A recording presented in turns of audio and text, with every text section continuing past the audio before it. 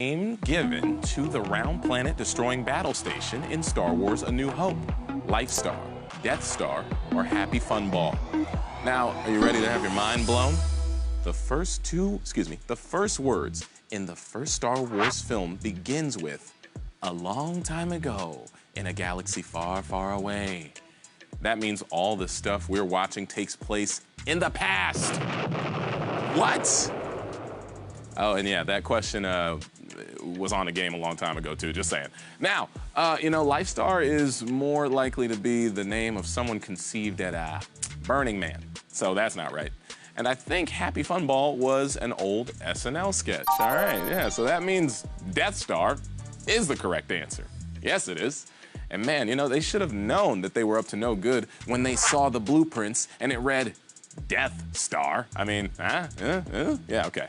Cool, hey, 22,430 players are still in it and have life in the game. And next up is question number 2.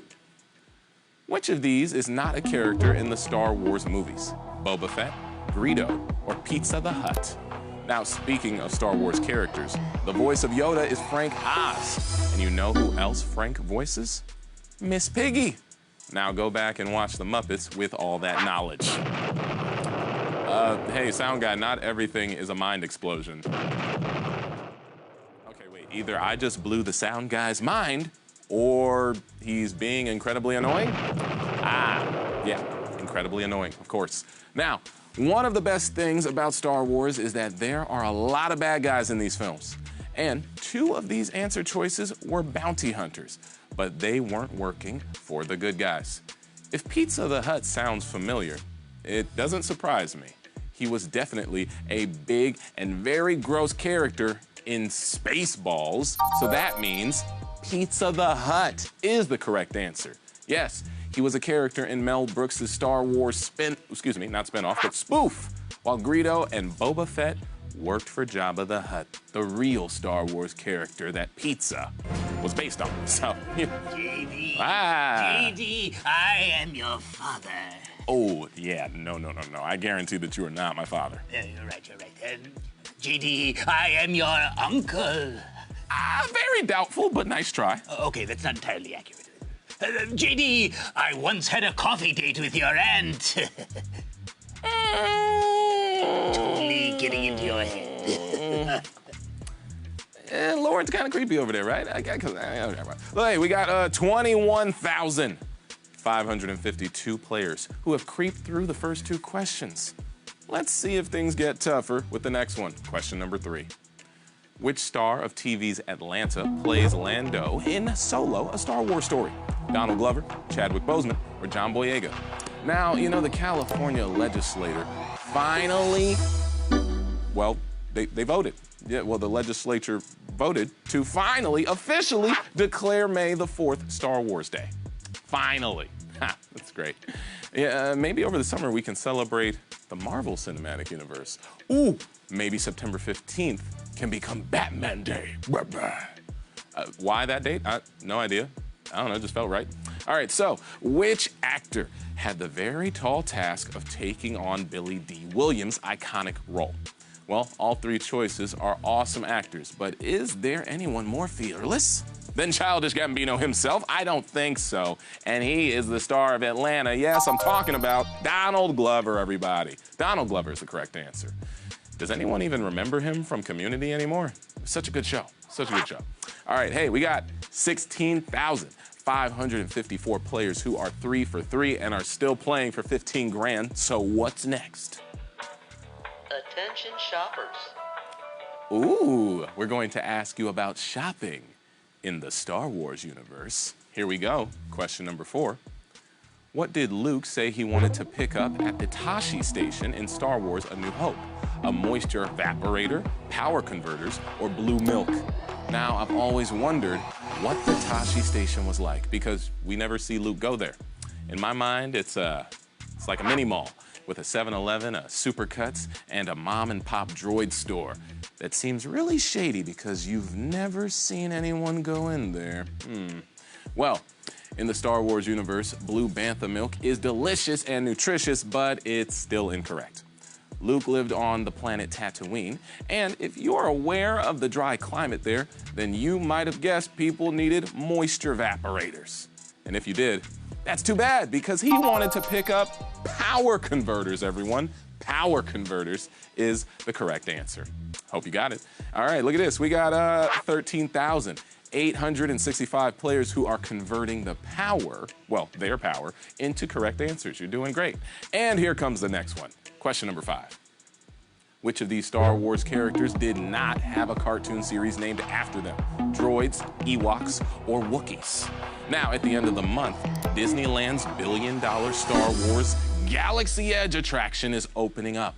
And I'd like to take a moment to honor the 16-year-old kid who has to wear the C-3PO costume. Oh, so brave, so brave. I mean, you know, by the end of the summer, that suit is gonna stink. Ooh, it's gonna stink so bad.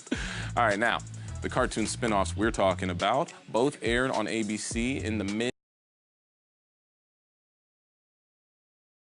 the furry creature Ewoks, which means the correct answer is Wookiees. Wookiees, everybody. Yes. And we'd like to just take a moment to remember Peter Mayhew, who just passed away. He played Chewbacca in 5 of the Star Wars films, and the physicality he brought to the role helps make Chewie a beloved character he is today. We all know him. And more importantly, he was a kind and gentle man who will really be missed. See you later, Peter. All right, so we are down 5 questions, and we've got 9,057 players who are hitting the right answers. At light speed, you're doing great. Well, let's see what's next with question number 6. Which Star Wars film had the highest single-day domestic gross for a Christmas day? The Force Awakens, The Last Jedi, or Rogue One? Now, you know, a couple of weeks ago, the Hallmark Channel announced that it would be airing 40 original Christmas movies this year. And all of them will be about 2 people unwittingly falling in love in a small New England town played by actors who have at least 3 Law and Order credits, probably. Now, all 3 of these movies opened in the month of December and are ranked 1, 2, and 3 for single-day gross on Christmas Day. So which one topped the list? Well, the official fan group said Episode 9 minus Episode 2 equals ... Because the correct answer is Episode 7, The Force Awakens. Yeah, there you go. That's the correct answer. It grossed over $49 million on Christmas Day in 2017. And Rogue One and The Last Jedi took home about 26 and 27 million, respectively. Which means even though he's responsible for the movie Howard the Duck, George Lucas is crazy rich. Crazy rich. All right, and looks like we got 7,087 players who have slashed through 6 questions. And here's your next one, question number 7. In Star Wars A New Hope, who says they've got a bad feeling about this first? Luke, Han, or C-3PO? Now, this is a classic line, but it failed to make the American Film Institute's top 100 film lines. Yeah, but you know, May the Force Be With You did make their list at number 8. Also, surprisingly, not in the top 100 was No More Mr. Nice Duck from the film Howard the Duck. I mean, come on. All right, so some variation of the phrase bad feeling about this has been said in every Star Wars movie.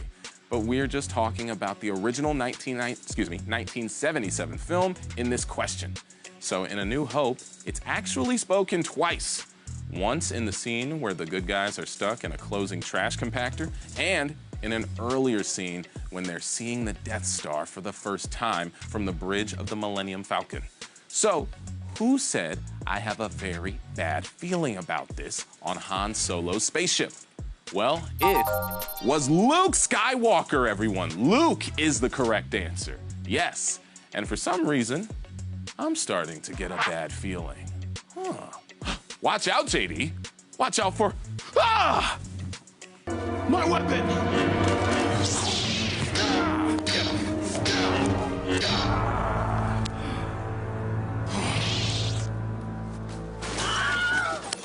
Oh, thank you so much, graphics guy. Man, you know, it was really a relief when my weapon turned blue, because if it had turned red just now and I found out that I was a bad guy, I would have been devastated. Crazy. Well, it's a party foul. Oh, damn! Over 8,000 of you thought it was Han. No. I'm done. All right, hey, it's all good though. Share those answers with your friends, your family, maybe your teammates who are with you in the chat right now, or maybe a free life just saved you. Let me know, okay? Hey, we've got 2,804 players who are still in it, fighting for a piece of the cash prize. And that duel brings us to question number 8. The lightsaber sound effect in Star Wars A New Hope was made from the buzz coming from what? A hummingbird, a fluorescent light bulb, or a TV set? Now, here's an amazing sound effect nugget for you. In the original Jurassic Park, the sound of the T-Rex killing a Gallimimus was created using a tiny Jack Russell Terrier. Yeah. And it's not uncommon for cute animals to make noises that chill our blood. Ooh. The sound of my dog playing with a rope toy, it haunts me. It haunts my sleep. He's just always like, arr, arr, arr, arr. All right, so sound designer Ben Burtt created the distinctive sound of the lightsaber. And part of the effect involved the hum of an idle film projector, and the sound he combined with that was the buzz a broken mic picked up from his TV set. TV set is the correct answer. And do you hear that? That's the sound of 1,445 players who only need to get through 2 more questions to win tonight. All right, let's keep it going. Let's do this with question number 9. Which fast food chain was the first to feature a Star Wars-themed kids meal? McDonald's, Burger King, or Burger Chef? Now, I think it's a shame that only kids' meals come with toys. I mean, if I take my wife out to a fancy restaurant and order the most expensive thing on the menu, giving me in no way going to kill the romantic vibe of the evening, okay? Just something to think about. Morton's, Four Seasons, other expensive restaurants I can't think of right now, okay? Now look, if you answered Burger King, I'm sorry, that's wrong. They had collectible Star Wars glasses available in 1977, but never a Star Wars-themed meal. The first company to offer a Star Wars-themed meal in 1977 actually invented the kids' meal concept a few years earlier, and they called it the Fun Meal. And if that sounds like a janky version of a fast food item, it's because it came from a janky version of a fast food restaurant. That's right, Burger Chef.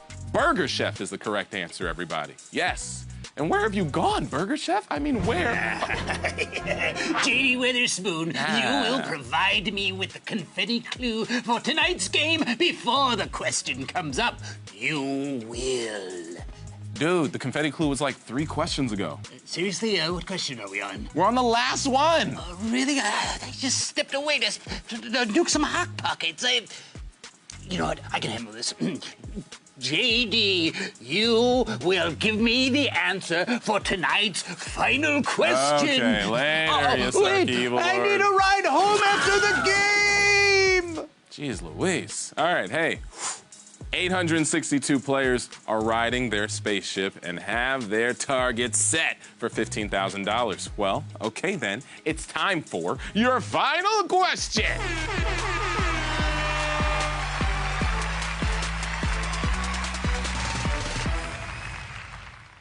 Here it is.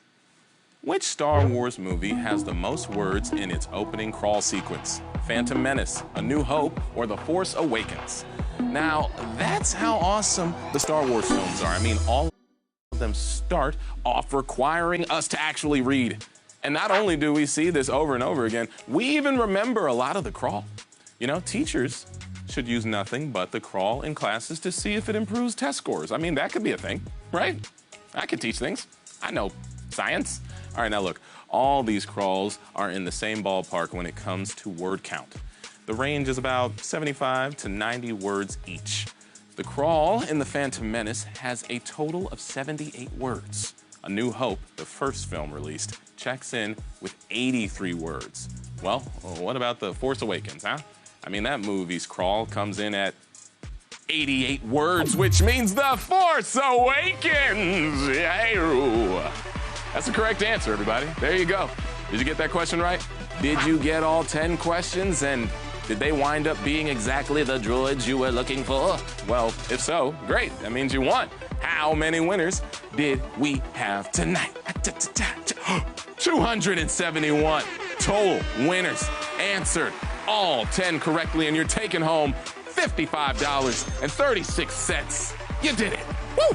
Hey, thank you so much for playing Confetti. We had a great time, and I hope everyone who played tonight did too. Shout out to some of these winners. We got Vladimir, Mariah, Hush, Oink DJ. We got Lucas. We got Steven, Huey. We got Fred, Mariah, Matthew. The chat's still here. We got Kevin, who says, I could have won this, but I wanted to give everyone else a chance. Tiana says, JD should wear that outfit every day. We got Courtney, who says, woo, free life, can't believe I missed that question. Typical Jedi mind tricks. We got Tamika, who says, the Force was not with me. Mohana says, no costume ever has to stink if you spray it with vodka and water and air it out when you take it off. Signed, a belly dancer who wears costumes that can't be washed. All right, look at that. Way too much information for me, but thank you. All right, now, a shout out to the graphics guy who warned me about that surprise attack. And sorry, Evil Lord, your mind game skills need a lot of work. You're going to give me a lift home to Toluca Lake. Oh, yeah, no, not a chance. All right, everyone, hey, make sure to follow our page, and remember, now you can get a free life after you play the game 5 times. Also, the confetti clue for Monday will